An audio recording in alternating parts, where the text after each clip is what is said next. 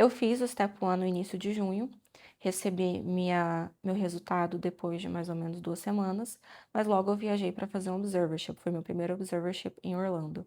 Então, no observership, eu foquei 100% naquele momento. Eu comecei a estudar, mas foi um estudo muito embrionário, eu estudei num ritmo bem lento, fazia as questões do real world mais 10, 20 questões por dia, só para não perder ali muito o ritmo de estudo. Voltando do estágio, aí eu foquei 100% na preparação para o Step 2. Em agosto, eu entrei em uma mentoria e nessa mesma época o Melman lançou o banco de questões dele. E aí eu decidi fazer. Eu sabia já que o material dele era muito bom, porque eu tinha usado para o Step 1 os PDFs, então eu queria usar o material dele também para o Step 2, porque eu sabia que faria diferença. E fez.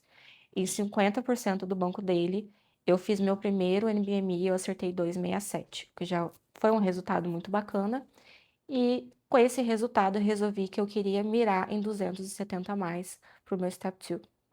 Continuei estudando, terminei de fazer o banco de questão dele, continuei fazendo os NBMIs, aí eles oscilavam um pouco. O segundo eu tirei 259, o terceiro eu tirei 255, o quarto eu tirei 268.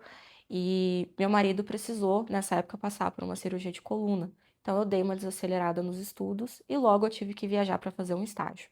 Então, no estágio, eu também tive que desacelerar, isso foi em dezembro. Aí eu fazia 10, 20 questões também, só para não perder o ritmo, né, para não parar de vez.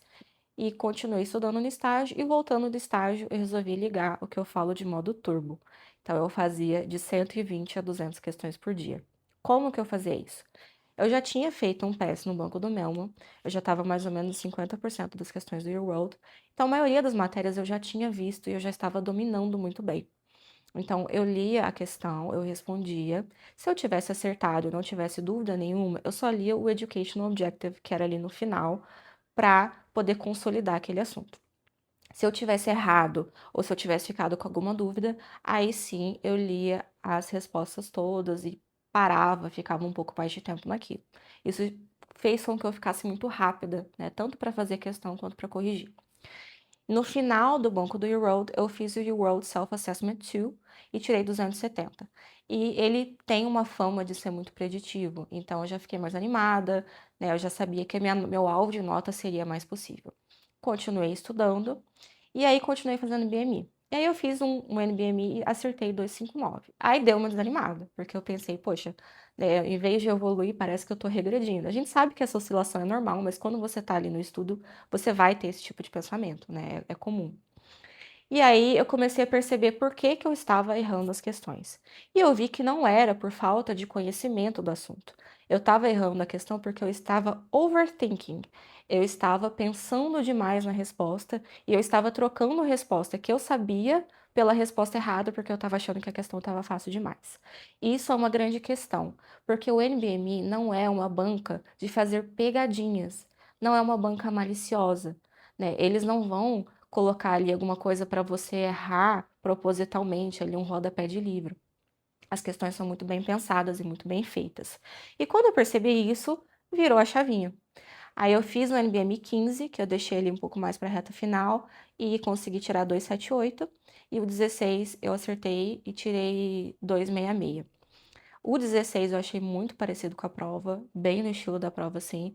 Então, eu já sabia que minha nota ficaria nessa média ali, provavelmente entre 265 a 270 e alguma coisa.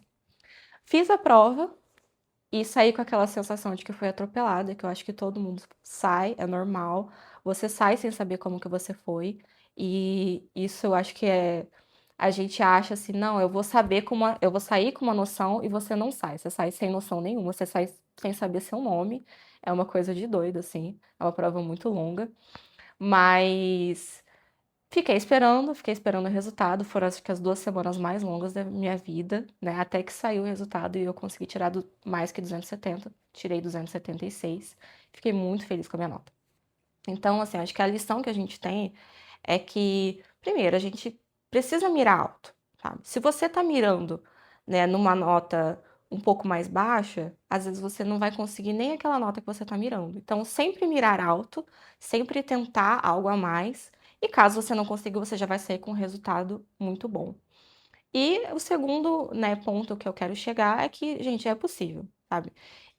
A minha rotina, mesmo a minha rotina sendo puxada, mesmo tendo filho, mesmo trabalhando, né, mesmo não tendo tempo, assim, livre, né, eu tive que abdicar de muitas coisas nesse processo, né? Final de semana eu não tinha, feriado eu não tinha, eu sempre aproveitei esses momentos para estudar.